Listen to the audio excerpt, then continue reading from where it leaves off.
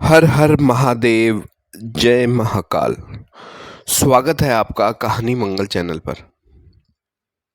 आप देख रहे हैं आपका अपना चैनल कहानी मंगल। कहते हैं लखनऊ की मिट्टी के नीचे सिर्फ इतिहास नहीं, कई रहस्य भी दफन है। यह शहर जितना दिन में जिंदा दिखता है, उतना ही रात के बाद अपनी खामोशियों में चीखता है।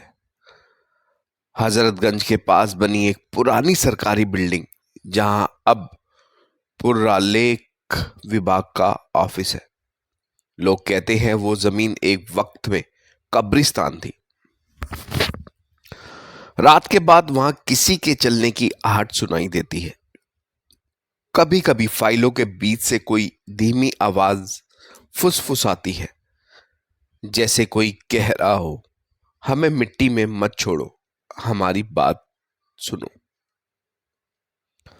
जो भी वहां रात में ठहरा, उसने कहा कि जमीन के नीचे कोई जिंदा है, पर इंसान नहीं, आवाजें। आज कहानी मंगल आपको लेकर चलेगा उसी डर के तहखाने में, जहां दबे हैं वो स्वर जिन्हें इतिहास ने दर्ज नहीं किया, पर उन्होंने अब तक चैन से सोना नहीं सीखा।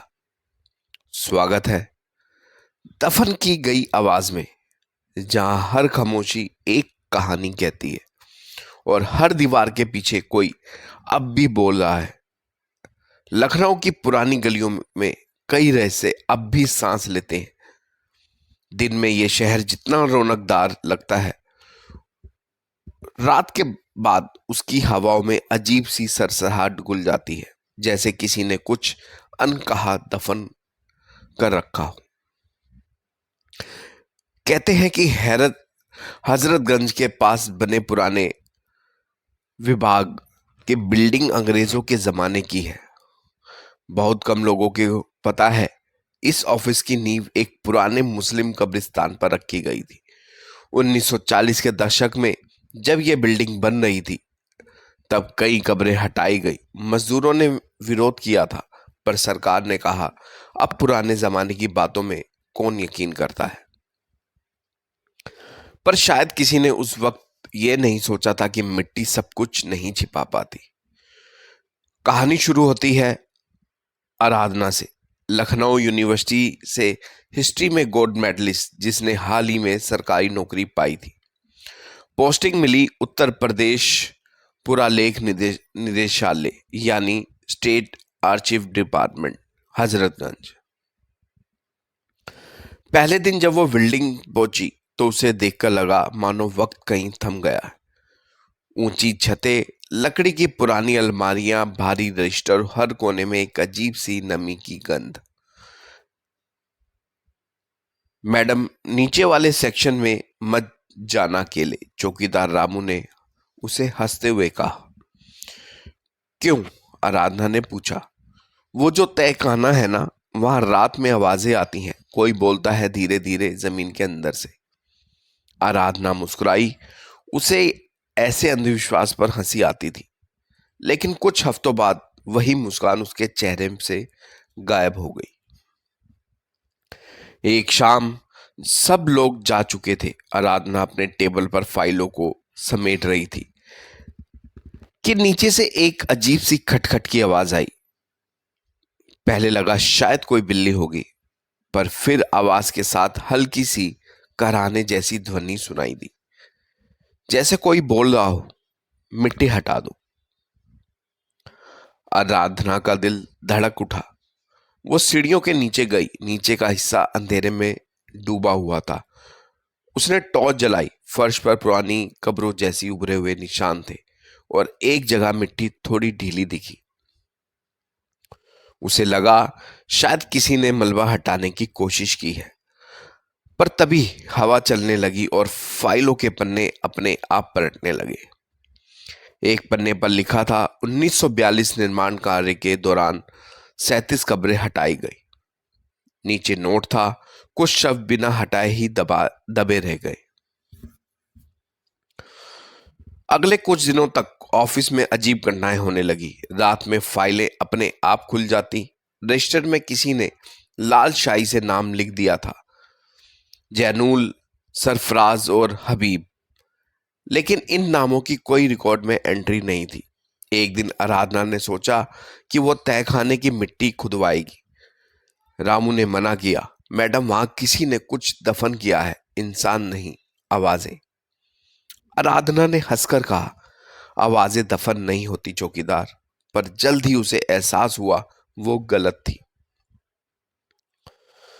जैसे ही मिट्टी हटाई गई, नीचे से पुरानी लकड़ी की ताबूत जैसी चीजें मिली।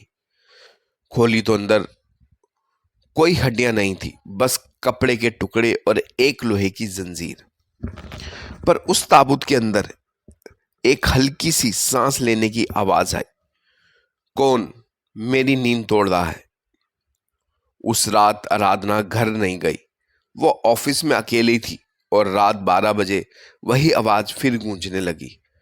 अब वो साफ साफ शब्द थे, हमारी कब्रें लौटा दो, हमारे नाम मिटा दिए तुमने। फाइलें अपने आप उड़ने लगी, दीवारों पर हाथों के निशान उभर आए, गीले मिट्टी से सने हुए। आराधना ने टॉर्च घुमाई तो देखा सीढ़ियों के नीचे से 3 साए बाहर निकल रहे थे। उनकी आंखों में कोई रोशनी नहीं थी, बस काला धुआं जो चेहरे को घेरता जा रहा था। उन्होंने धीमे स्वर में कहा, हमारे नाम रिकॉर्ड में नहीं है और तुम उसको दर्ज करो, वरना तुम मारी जाओगी। अगले दिन सुबह जब लोग ऑफिस पहुंचे तो दरवाजा अंदर से बंद था। कुंडी तोड़ी गई, अंदर सब कुछ बिखरा पड़ा था और आराधना कहीं नहीं थी। लेकिन उसके टेबल पर एक नई फाइल रखी थी। फाइल का नाम था सेक्शन जेड। उसके अंदर 3 पन्ने थे, हर पन्ने पर एक नाम लिखा था, जैनुल, सरफराज और हबीब, और आखिरी पन्ने पर नई शाही में लिखा था आराधना वर्मा। कोई नहीं जानता वो फाइल कहां से आई, लेकिन आज भी जो उस ऑफिस की नाइट शिफ्ट में तैनात होते हैं कहते हैं रात के 2 बजे के बाद तहखाने से धीरे धीरे किसी औरत की आवाजें आती हैं।